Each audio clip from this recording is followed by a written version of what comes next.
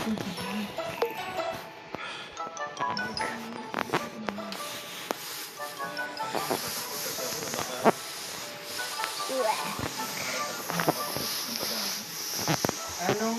Naniniwala ka para sa iba rin yun. Ang kailangan mo talaga gawin, magtiwala sa sarili mo.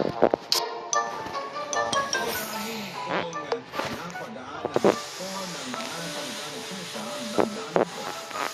Pero alanganin pa rin ako iwan ang trabaho ko para bumalik sa pag-aaral. Marami akong natanungan sa isipan ko paano kung hindi umubra, ganito, ganyan.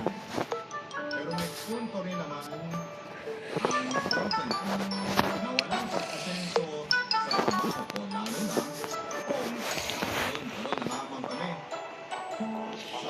sa pag-aasawa at paggawa ng pamilya. Para sa dulo ay si Trisha ang bumuhay sa amin higit sa ako na lalaki. Kasi mas malaki ang siguro ko na Pilipino. Kaya nga pinaparang ko at nilakasan ang aking loob na bumalik sa pag-aaral dala ang pag-asa.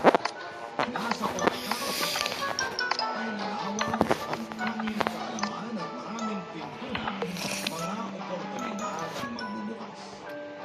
Masasabi ko na hindi madali ang pinangunahan ako ng insecurity sa pagbabalik ko sa universidad. Ito